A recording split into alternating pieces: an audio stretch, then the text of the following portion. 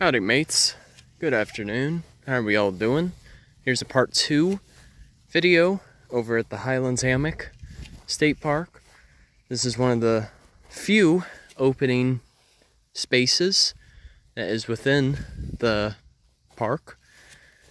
But you may have noticed you've started seeing some plants that are arranged in rows. Well, we're essentially at a citrus grove. Citrus grove refers to an open area in which citrus is grown.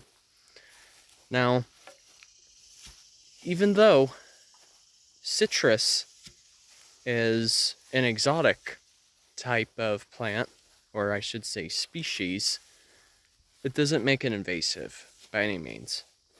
So that being said, all of our citrus, well, right now we're kind of past the, we're not really at that stage right now where they'll be producing the citrus. That'll take another couple of months. But citrus in general, whether it's lemons, limes, oranges, you name it, it all originates from Asia, whether it's China or even Southeast Asia. So it's a wild concept, isn't it? Because of course we know oranges make up a huge cash crop in the state of Florida. But they were actually brought over by the Spaniards back in the 1500s. And even though they are an exotic plant, or I should say crop, it's able to grow here just fine. Because that's the thing. Florida has a very what you call subtropical climate. So it's kind of a mixture between both temperate and truly tropical. I just threw truly in there as a emphasis. So that basically means, with it being subtropical, it makes it a very versatile climate in terms of what types of plants can grow here. And it just so happens that Florida has a suitable climate to grow citrus. Now, this particular grove was incorporated by the Eland family, E-I-L-A-N-D. They were one of the first pioneers who came here back in the late 1800s. So you figure this was, of course, before this land became a state park.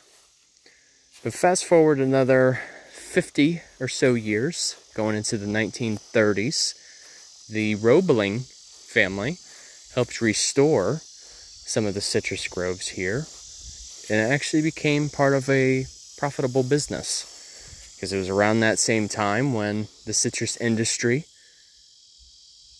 had some bouts of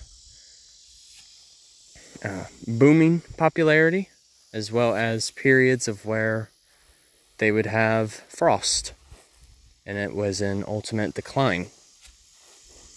But what we do know is citrus really makes up a big part of our produce supply, especially in the United States.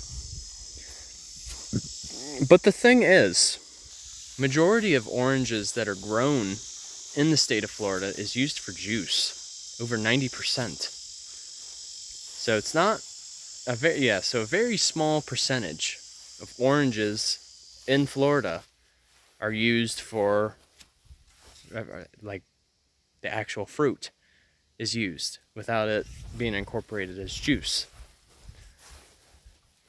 That's why oftentimes, because I know this, a lot of businesses, whether it's produce distribution or even retail, a lot of our citrus comes from California, as a matter of fact. Maybe a lot of you didn't know that, or maybe you did.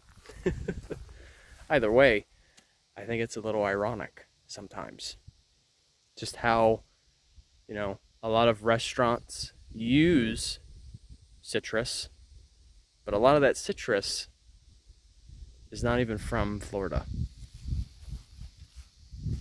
So, here, this just gives you a little bit of a historical background here. It talks about the family that initially moved into this area.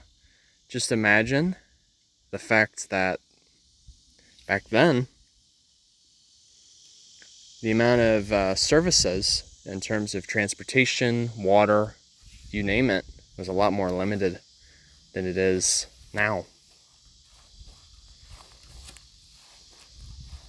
But this just gives a little background for you guys. So you guys are more than welcome to pause and read if you so wish. I will leave that entirely up to you.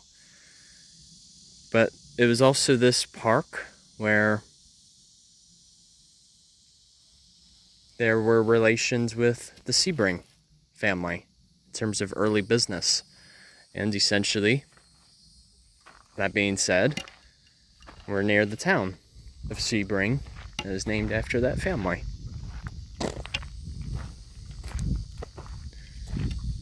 So, as I've said before, if you haven't been, I would highly recommend. So, I'll be sure to provide a like an external source, because I came to recently learn that there's actually quite a few different varieties of oranges that are grown here. As a matter of fact, one of them is sour oranges. So even though it looks like they're ripe, they always stay sour regardless. Crazy, right? Quite cool. So, alright. Take it easy, you guys. Have a good Sunday. Journey on a Journey is onwards. Take care, folks. See ya.